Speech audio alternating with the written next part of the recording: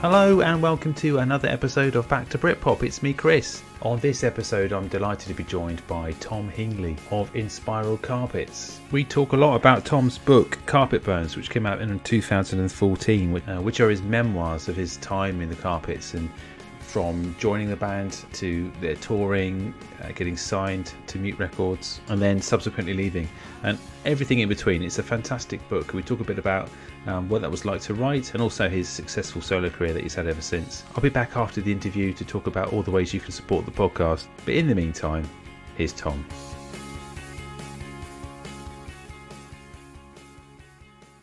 Okay, welcome to the podcast, Tom Hingley. How are you? I'm fine. I'm somewhat browned. I mean, I brown quite easily in the sun, and we've had a lovely weekend with it being a long bank holiday weekend. Sort of Friday, we just had some drinks at home, me and my missus, and then on Saturday I went to go and see my friend Pete. He plays drums for Paul Heaton, and we had some beers in his back garden. And then what did we do on Sunday? Just drank too much, really. Yeah. Had some drinks in the back garden with our neighbours, and then today we went up to Chester to visit some of my wife's friends who she's had since she was, she's got this group of friends who she went to school with, and somebody she's known even longer. And so we went up to Chester and sat in Grosvenor Park there, having a picnic and sort of being normal. It's the most normal thing we've done actually in a long time. I mean, you've been quite busy, haven't you? You've still been gigging a lot, and obviously with the lockdowns easing and things, you've got back into the swing of things. But how important has it been for you, and just your music and everything else, just to get back to some sort of normality? Well, I've only done 3 gigs since they lifted some of the restrictions at the beginning of March, but it's. I mean, I didn't realise how much I'd missed it, really. I suppose, which is. I mean, I always make these comments, which in retrospect are bleeding obvious. Anyone else would have realised months ago, but I didn't realise how much I'd missed it, and I'm enjoying it. But I don't know whether. I mean, I've got some work booked. I've got quite a bit of work booked for the rest of the year. Whether it all happens or not is another matter, perhaps.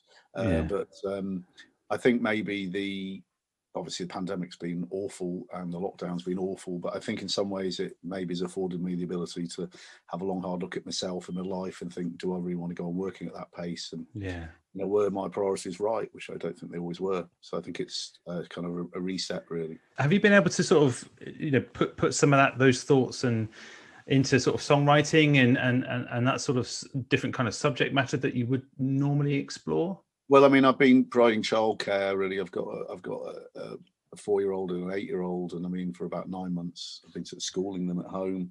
Yeah, and so that's taken up some energy. My wife works very hard. She works for Musicians Union. She's been working harder than ever, and she did work from home before the lockdown, but God knows how she's kept going because she's been sort of helped look after all of us. Also, I do some of that, look after the kids, and having to do like a really quite a demanding job in the confines of our house with sometimes all hell breaking loose. I mean, I'm writing an album.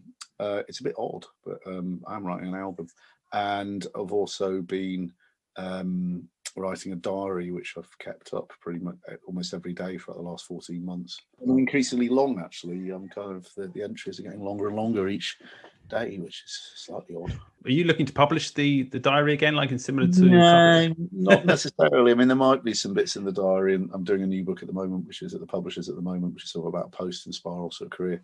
But the thing about the diary is, I think a diary is a good idea. I mean, I don't want to go on about it, but I think 1 in 3 people have mental problems. I think I certainly have mental problems, and certainly the lockdown has exacerbated or created some of those.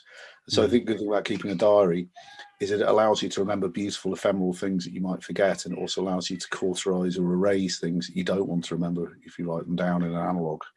So it's not necessarily for, I don't think people really want to know that, I ate a toasted cheese sandwich on the 12th of May or something. Maybe that would be the height of erotic fascination for some people. I don't know, but that might say more about them and their fetish for dairy products than it does about me.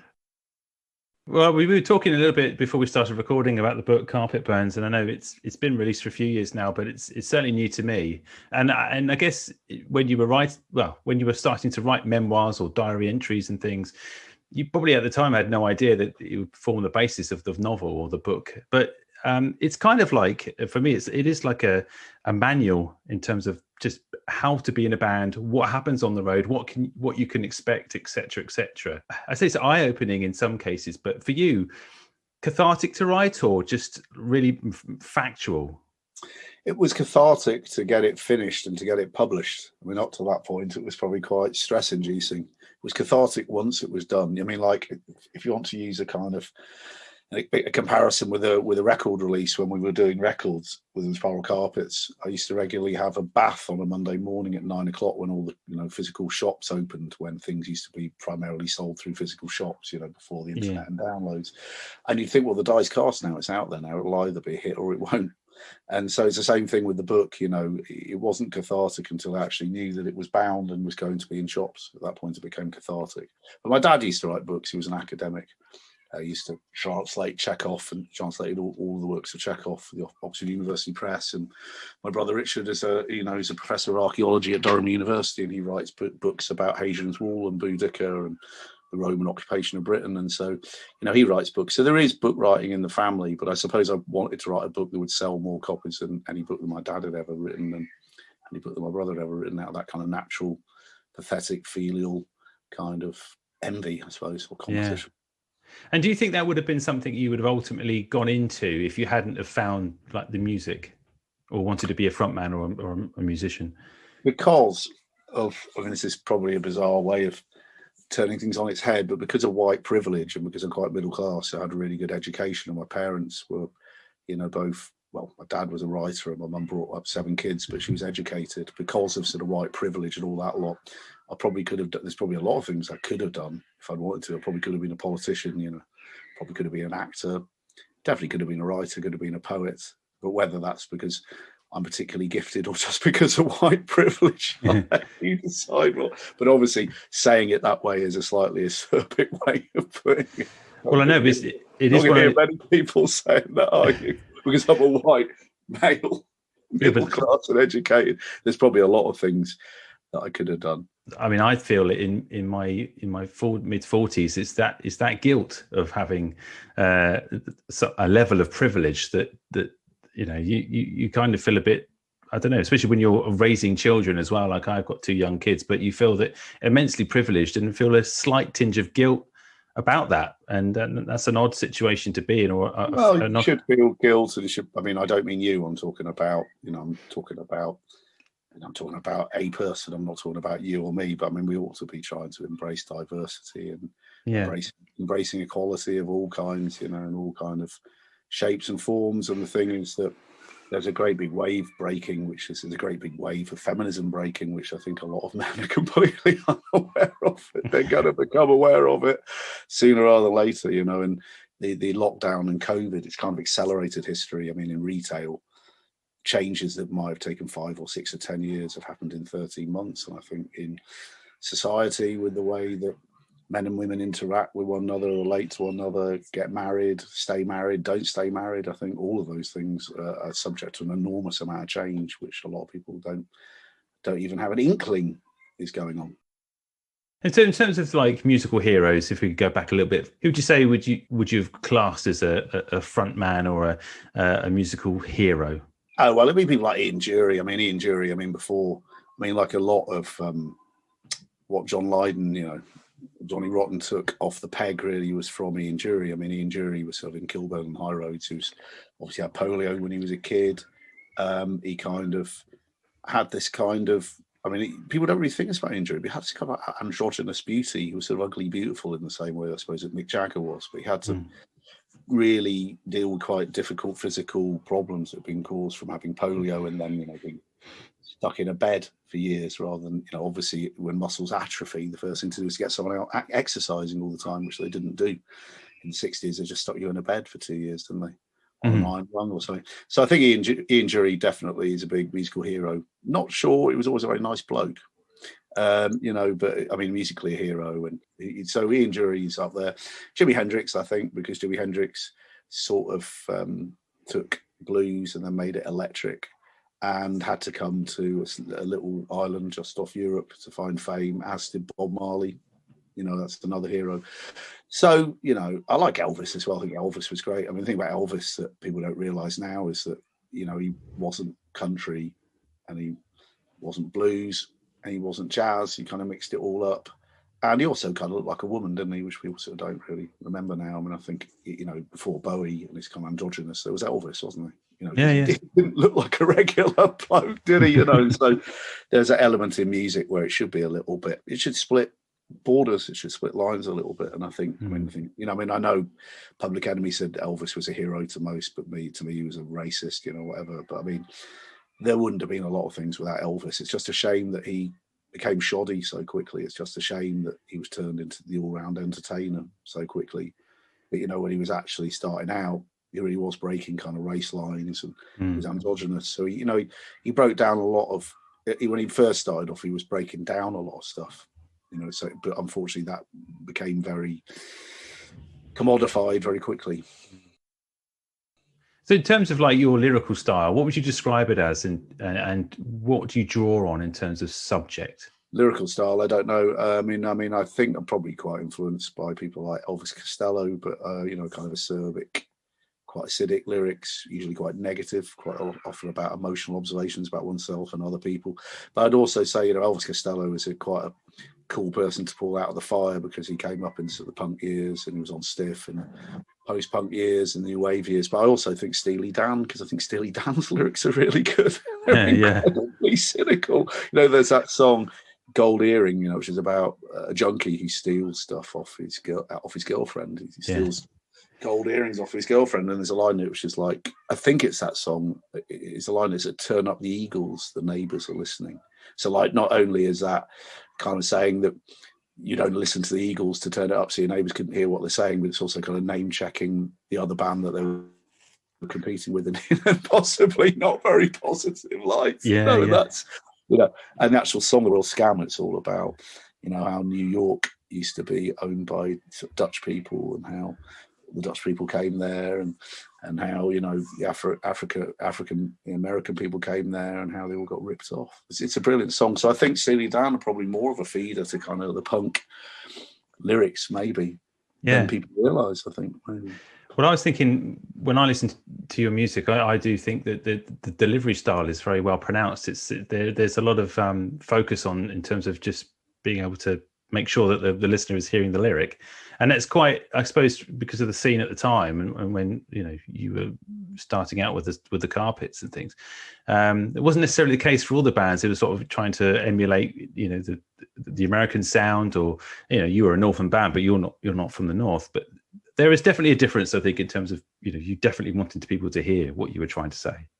I think thank you. I mean, I think it's difficult. I didn't write a lot of the lyrics. I mean, Clint wrote a lot of the songs that ended up being quite big hits, like This Is How It Feels and Saturn V and Two Worlds Collide. And Graham wrote quite a lot of the songs that it's quite hard to know what they're about. Like, he wrote Commercial Rain, and he wrote, and he wrote She Comes in the Fall, and, and I mean, I wrote stuff like Drag Me Down and Weakness, and Martin wrote stuff like I Want You, and You're So Good For Me after I left the band, the album they did after me. So, I mean, I wasn't necessarily singing lyrics that I'd written, so I suppose I owed it to them to make it so people could hear what I was singing, I suppose.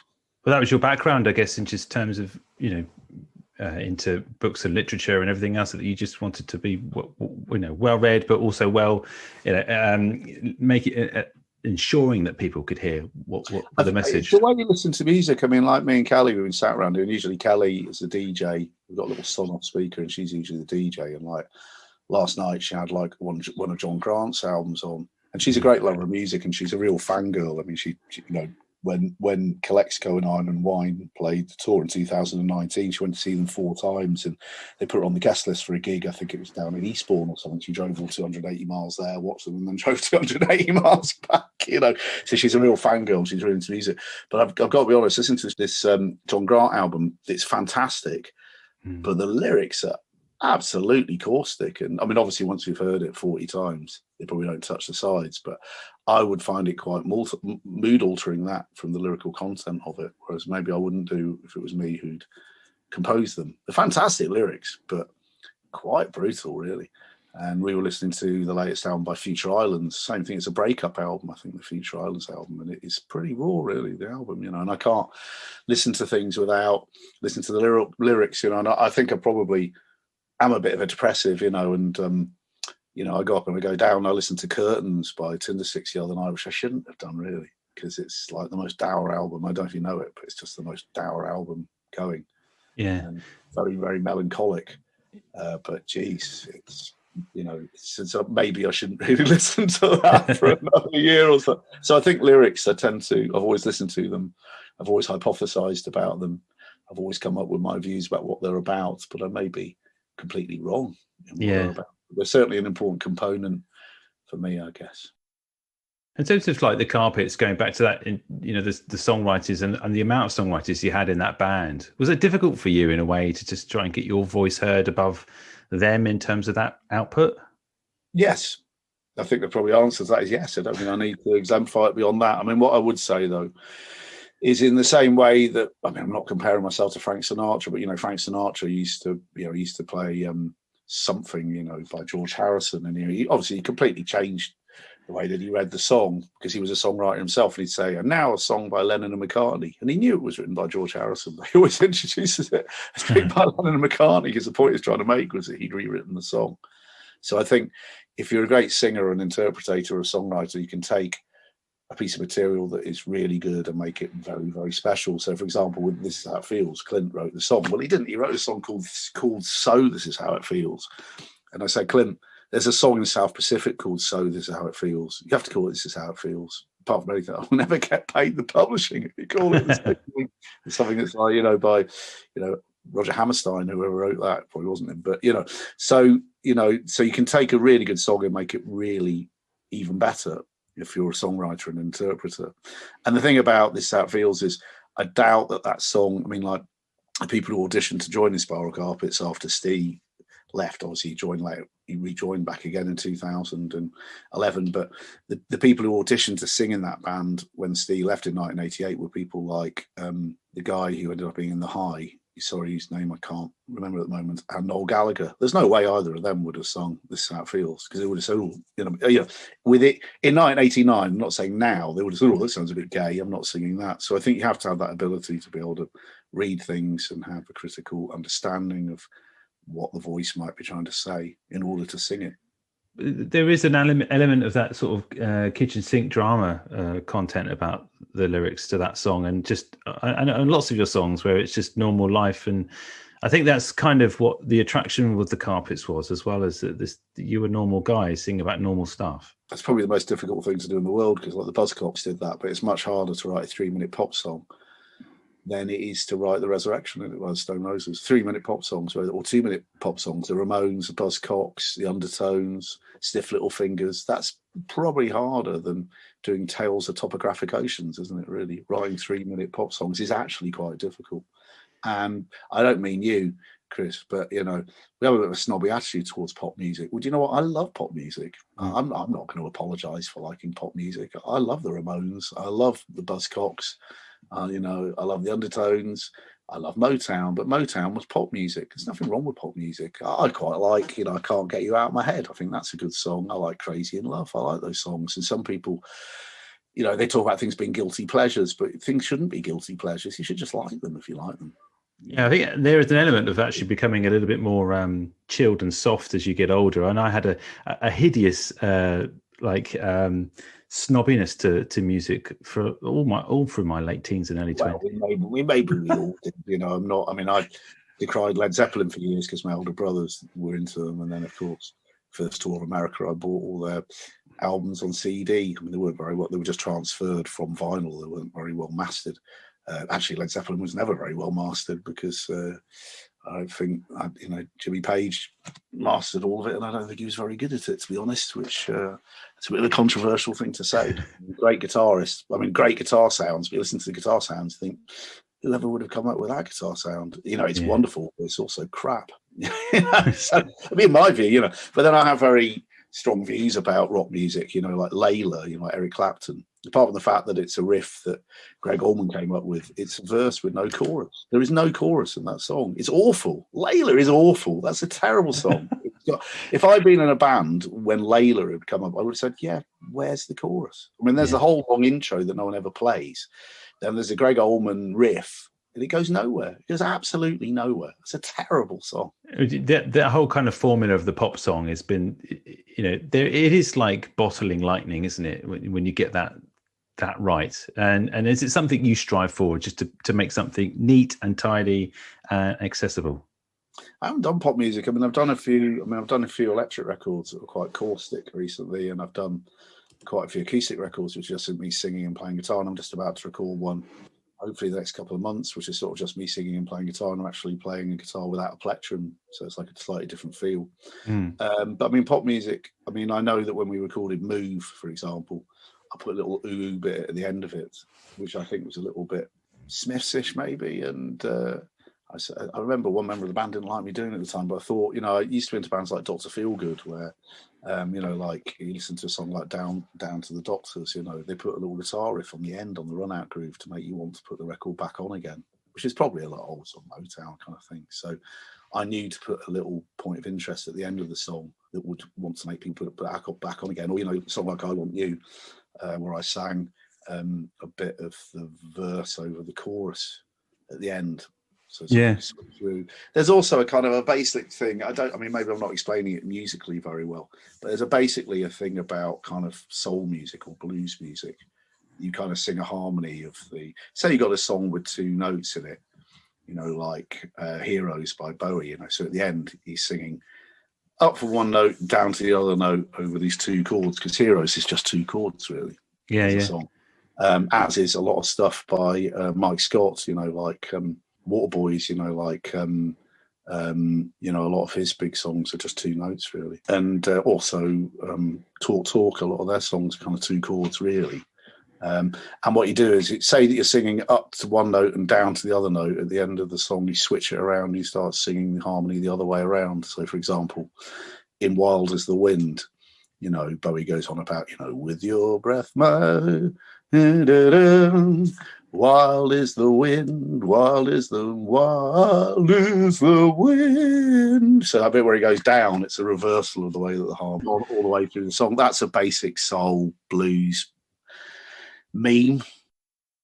What would you say is I know you've been writing and recording and releasing stuff since the Carpets, obviously, but what would you say would be, out of everything, the album or even the song that you're most proud of? Well, there was I did an album called Keep Britain Untidy, which I recorded in 2000 and came out in 2001. A lot of people consider that to be the best acoustic thing I've done, which obviously in one way is a good thing, in other ways a bit of a millstone around one's neck. There's a good track that I did on an album in 2015 called Leaving It All Behind, and that's kind of a song. A friend of ours had a daughter, and she only lived for about 29 days, and she passed away.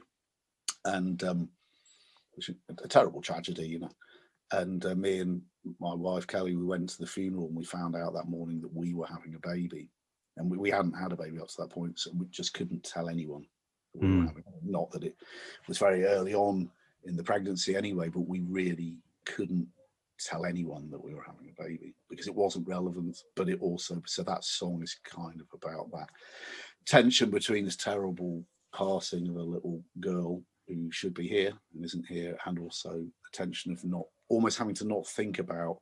We couldn't at that moment. We couldn't be excited about the situation because it wasn't appropriate to be excited about that situation, which is that's a pretty weird. I mean, I think I overthink things, but I mean, a lot of people might, they might. It would have been all right to tell people, but it wouldn't have been the thing to do. That song is kind of about this guy's daughter dying, which I don't think they've had a song written about them. So I kind of felt it was my job, although you wouldn't know that. And in terms of playing live, and you still, you do the acoustic shows, but even beforehand with the full band and stuff, you still delivered great energy on stage. Is it really important for you to sort of be the front man still? Don't know about that. I mean, I think the last year has been a big reset. I mean, I do work, and I'm working now, but I'm 56 this year. I don't intend to. I mean, I might work until I'm 67 or something. I'm not going to work after that. I don't think. I think I just fancy doing something else. I mean, the thing is, I'm not trying to sound like Alan Partridge, but Kelly is 14 years younger than me, so she's going to be working for a few more years after I've finished. And I just think it's time for a change of emphasis. I think. I mean, the other thing is, I probably play too much, and over the years, a lot of people said, you need to play less, Tom, and it is true that if I actually just completely stopped playing, maybe 4 people a year would ask me to play, and I could probably ask for quite a lot of money to do it. So there is an element of big hamster on a wheel by playing too much and not valuing each bit of work that you do. So we'll have to see what shape the world is in. I mean, because we're not, this idea of going back to normal. We're not going to be going back to normal. And I think there are big changes in society coming, which may influence whether I'll work so much, like there's never going to be full employment again. So why do we actually judge people by whether they work or not? That doesn't make any sense of any kind at all. Much more important to kind of give everyone a basic income, but then say, right, well, maybe you have to spend 20 hours a week going and talking to your elderly neighbour next door and making sure they're okay. So there ought to be, so we ought to fund people so that they can survive, but we also ought to have some expectation that they provide some social good for that funding. Because, so what I'm saying, I mean, this isn't really the question that you asked, but what I'm saying is there shouldn't be loneliness in Britain, really. That's what we ought to have, the National Loneliness Service. There shouldn't be people lonely in Britain. It's completely absurd, really. So what I'm saying is we'll have to see what the world looks like in the future, because will it, we don't know whether we're out of the woods with this pandemic. We don't know whether the stuff is going to open up on the 21st of June or how long that's going to go on for. And, we were locked down in Manchester for 8 months straight, from July until March. And I do these family Zooms, every other weekend with my brothers and sisters, and a couple of them live in London and one lives in Norwich, and they couldn't understand why I was so angry about how long we were locked down in the north, because they seemed to lock down the north in order to keep London open, to be honest, which was a strong, it was I know this is not what you were asking me, Christopher, but they should have had a circuit breaker in September of last year. And the fact that I can remember what the terminology for this bullshit was, in October, I was having a Zoom conversation with my sister who was shopping on Oxford Street with hundreds of thousands of people on it. So what's the point of locking down the north of Britain if you're not going to lock down the capital city? If you're not going to lock down the capital city, it's completely pointless. And I'm not an anti-vaxxer by any means. But so what I'm saying is I don't know. I mean, I've got work booked for the future. We'll have to see, we'll have to see, I was trying to get some car insurance and I made my car insurance non-business insurance a couple of months ago to save some money. And I rang them and said, we need to make it business insurance again. They said, oh, you're going to need some more mileage. And I was saying, will I? Does anyone actually know? Because from the 21st of June, they say, no, everything's being shut down for another 6 months. I was using my car every 2 weeks to drive 8 miles to buy some logs for our log burner. I don't need to be paying £125 a month car insurance. Buy logs for every, so what I'm saying is, I think probably I will go on working, but whether I'll do so much, I don't know.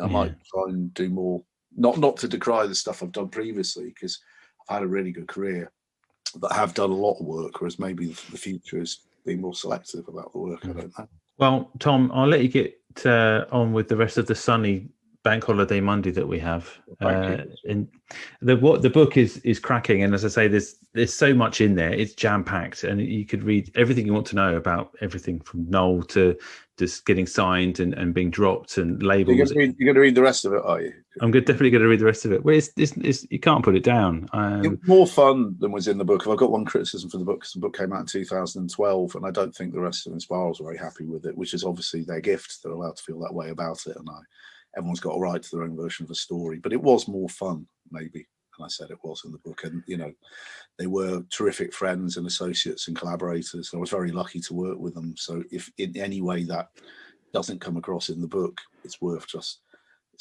spelling that out, that they are really great people and they were great times and really good fun times. So don't forget that when you're reading the book.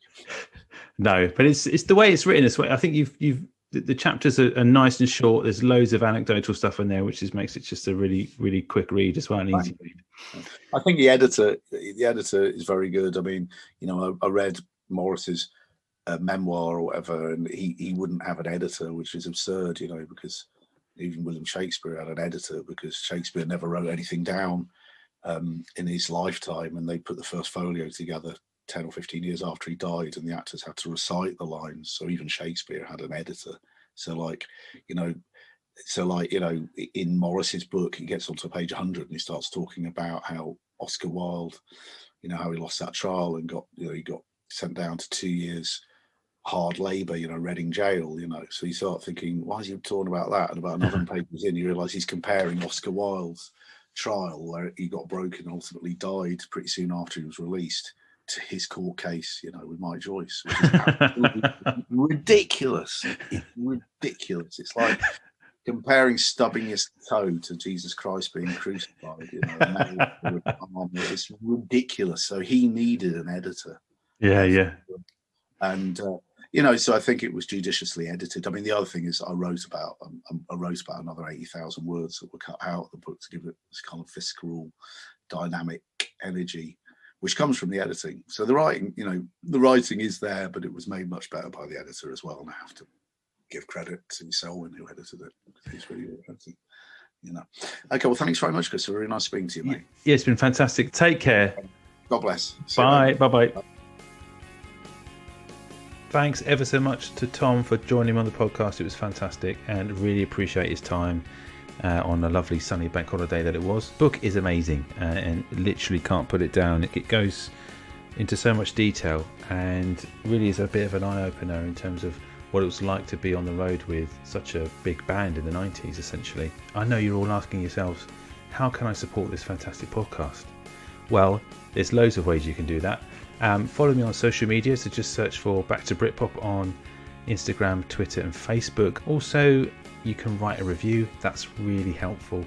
If you go on Apple Podcasts and just give us a star rating, and if you've got time, a short review will also help a great deal. If you want to buy me a virtual coffee, there's a link in the show notes to the episodes, which takes you to a Ko-Fi page, and you can donate £3 if you want. So thanks again to everyone who's been listening to the podcast and supporting me. It's been amazing. Hopefully I'll be back next week with another episode if all things go to plan. Until then, cheerio.